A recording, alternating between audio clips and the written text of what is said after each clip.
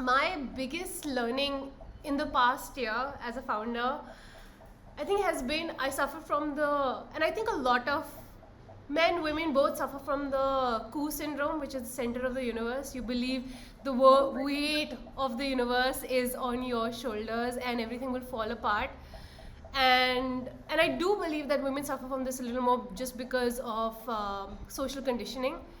And what I've realized is, you can put your head down and you can work and you can get stuff done, and everything else around you will take care of itself if you do your bit. And you don't have to worry about whether the house will function, whether other people will get the job done.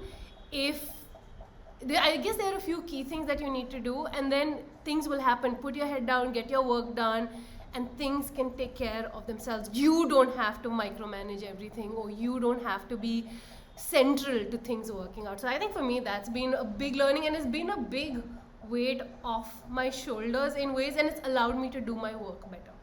So I think for me that's it. So I don't know if I'm going to be able to put mine in words properly, but the idea is that it's not a question. If you want to take a plunge like this, right? If you want to do something like this, it's about whether you want to do it or not. Because if you had asked me 6 months ago whether I could do something like this, I would have said no. I can't do it by myself, or I can't pull something like this off. But I wanted to do it, right?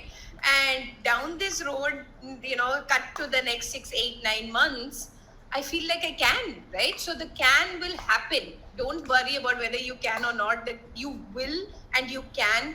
Whether you want to go for it, that's the only thing you should be asking yourself. Do you want to? And if you want to, do it, right? I think that is my biggest learning. And I'm just so glad I put myself in situations where I say, yes, I want to, right?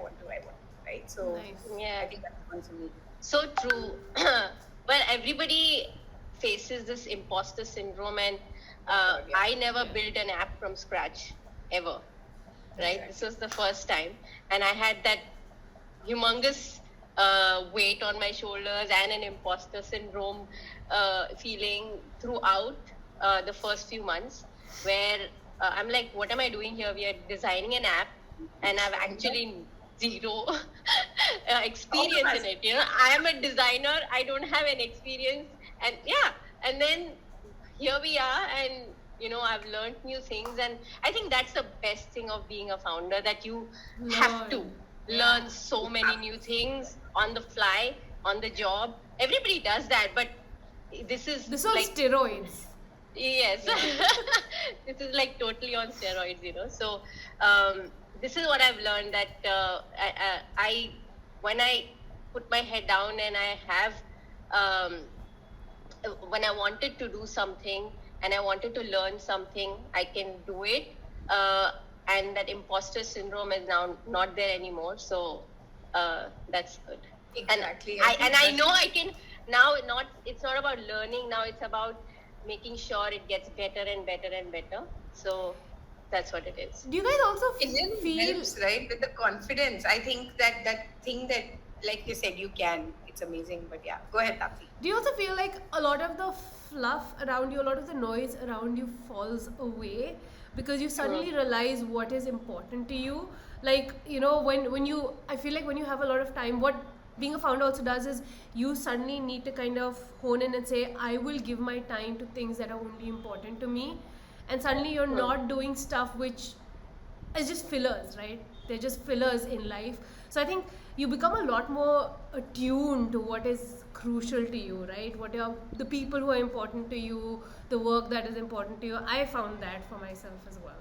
Oh my God, yes. So what you've started learning so much more about yourself through this, right, Tapsi? Because you've suddenly figured out, like Tapsi said, what your priorities are. And sometimes that's scary when you figure out what your priorities are. But it's a lot of learning.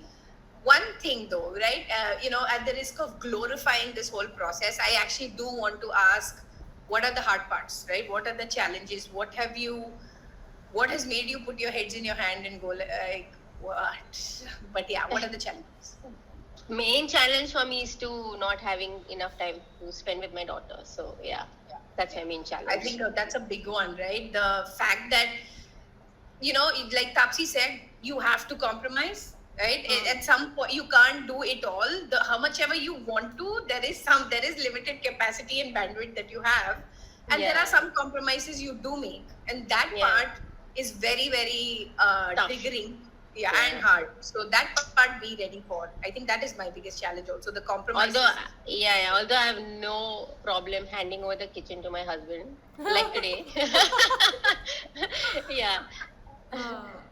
I remember a couple of days ago, I was having a really, really back-to-back day, and I remember I was in the bathroom, and I have noticed my bathroom time is the only time I have to myself.